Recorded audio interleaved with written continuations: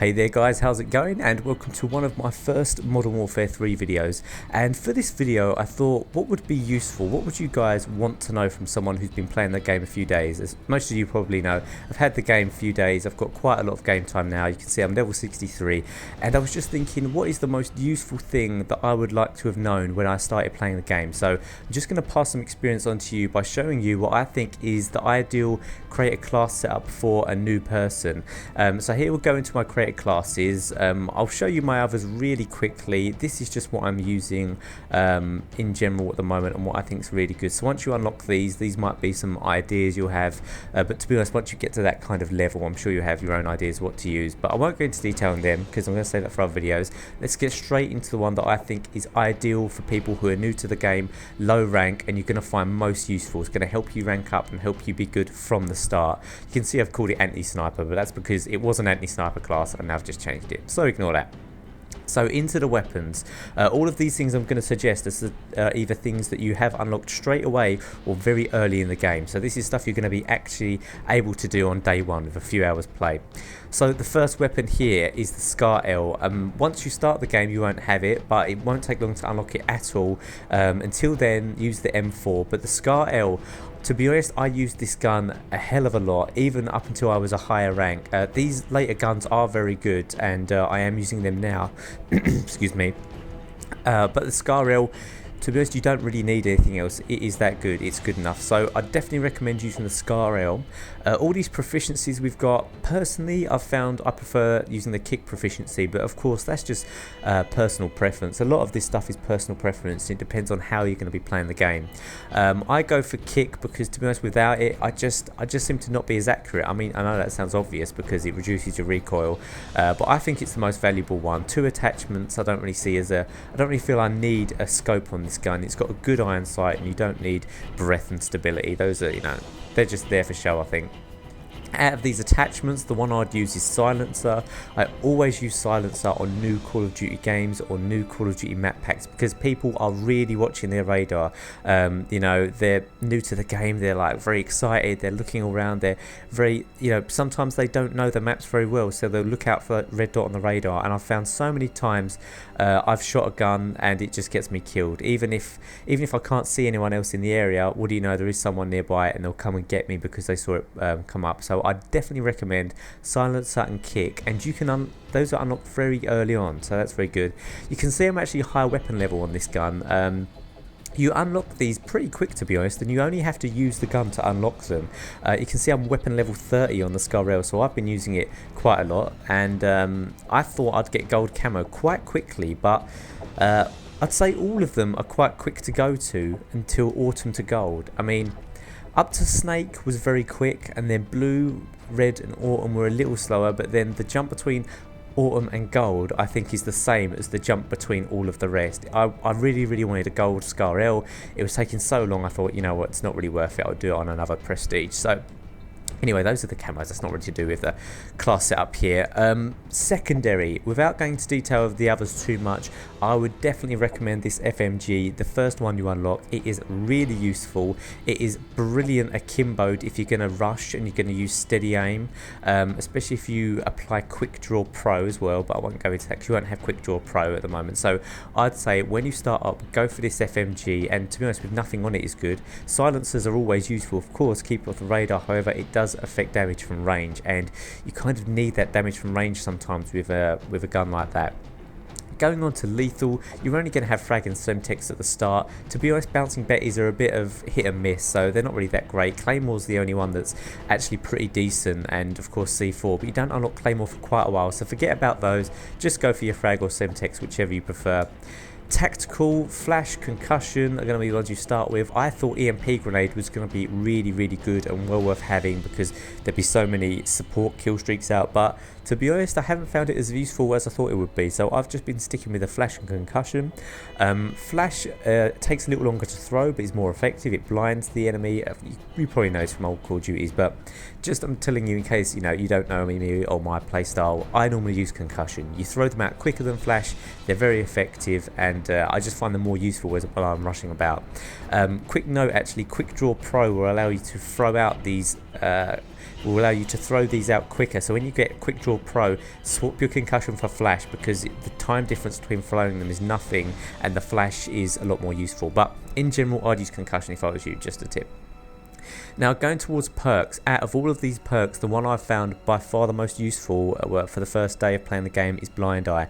There's a lot of air support, there's a lot of helicopters in the air, because helicopter is one of the default ones that is set up for people. So it's just so nice to be able to run around and not have to worry about air support. As you probably know, in Black Ops, you had to get Ghost Pro to actually have that ability.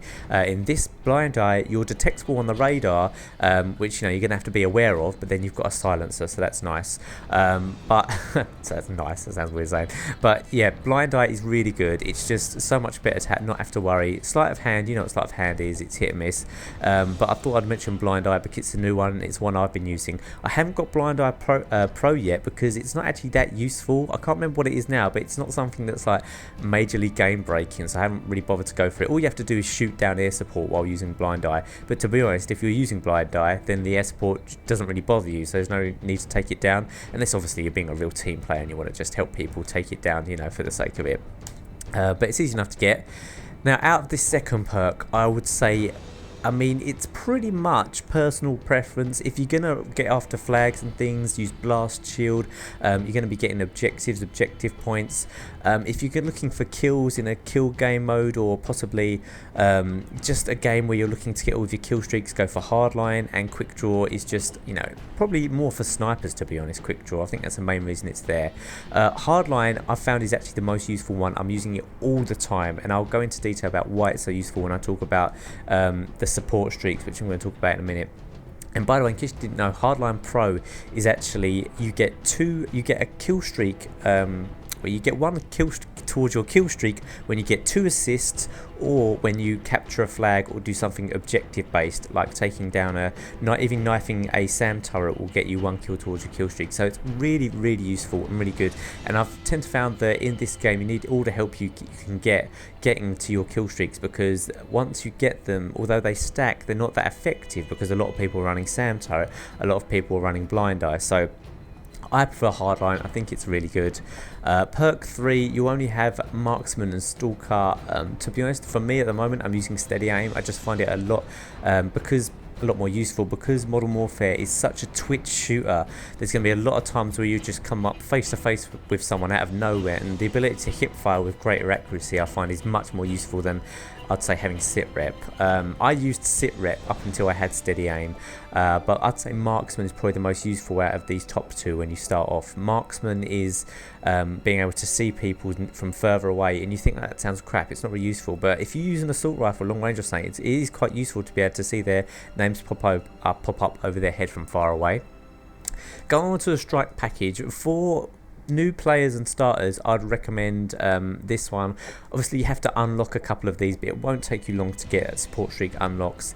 I'd say counter UAV, because everyone's using UAV, and a lot of people are using advanced UAV because they think, easy Blackbird, basically. It's not quite as good as the Blackbird advanced UAV, but they're thinking easy Blackbird. If you've got counter out UAV, that is going to annoy the hell out of people, and it's really useful for your team, so to know that none of you are appearing on the radar. It's basically, it gives Assassin and Blind Eye to your whole team instantly, and all you have to do is get 5 kills, well, 4 with Hardline. So say, for instance, actually, just to say, with Hardline Pro, when you start up a game, if you go capture a flag in domination, boom, that's 1 kill in your kill streak. So then you only need 3 more kills to get counter UAV. So it's really useful, Hardline Pro, especially if you play domination in particular. Next, I'd go for the recon drone, and the reason I choose this over the other ones is, well, a lot of people are going to be using the other ones, so you don't really need to worry. But I wanted to choose one that was new to this game. I've found when using the recon drone, especially day 1 when new players come on, people have no idea what it is. They are just like, what is that helicopter? It's not shooting me, but I don't care. People are going to figure out what this does very quickly. I'd say probably after a week, most people are going to be onto it. But for now, day 1, day 2, get this equipped, I'd say. All you do is you fly around with it, tagging people, right? And when you tag them, it's almost like hitting them with a flashbang. Also, it marks them on the radar for your team. Every time you tag them, you get XP. Once you've tagged them, you get an assist point, once they actually once they get killed. And I have racked up so much XP by tagging people. I mean, it's easy to get. Everyone can get 10 kills in a game. Well, most people can get 10 kills in a game. Hardline, it's going to be 9 kills. This is probably the most underrated one so far that I haven't seen many people using, so I suggest you guys use it to get lots of XP as well. Now, Stealth Bomber is really effective. I can't believe it is in support kill streak. I think it's a little bit I think it should be in assault, but what do you know, never mind. It's in support to give these support guys something, and it is really good. So by the time you get to that, you want something that gets kills. Now, you might be tempted by these top two, and I was tempted and I used them a fair bit at the start, especially the escort airdrop. I mean, who doesn't want a big gunship that defends itself and drops care packages for you and your teammates? Sounds amazing, right? Well, right, yeah, it is amazing, but there's two problems with this. Number one, you have to put down a marker, and the escort airdrop actually takes a good 30 seconds to come into the map. It's very slow, and it can easily be taken down with stingers or predator missiles. So there's your 18 kill streak out the window straight away if someone's got a predator missile and they want to take it down. Number two, by the time you've got 18 kills, the game's normally almost over. I mean, unless you're playing team deathmatch or a very long game mode, like domination can go on for a long time sometimes. But if you're playing team deathmatch, by the time you've got to 18 kills, the game's nearly or at least halfway done.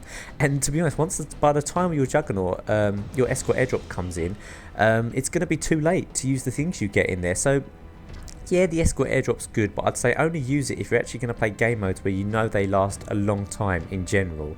I wouldn't, if you're going to play team deathmatch, it's pointless. And Juggernaut Recon, yeah, that's good if you're going to play kill confirmed. You can go around collecting things. I have to say, if you want to take down these Juggernauts, don't be afraid to actually try and take them down. If you see 2 or 3 of them, I'd run away. But if you see 1 of them and your team goes after it, it's not a problem. But I've come up against a whole team of these before, like 3 people using it at the same time, and it was a pain. I mean, they can't do much. They don't have a normal gun. They've got a pistol and a riot shield, but it was a pain because they were just charging in at us, causing us trouble. Their teammates were shooting them. So I suppose that is it. I've recommended everything for you. I'm going to go into a lot more detail into other classes, and I'm even making videos right now about what to do. But I just wanted to put this one out there. That right there is a brilliant starter class. I definitely recommend it for anyone playing. It's going to be most relevant for day 1 players, day 2 players, which obviously you're going to be when you start watching this video. So I hope you enjoyed it. Be sure to subscribe for obviously more Modern Warfare 3 stuff. I'm loving the game, and I've got loads of tips to give to you guys. Yeah, and don't forget to like and favourite, of course, if you enjoyed it. See you guys soon.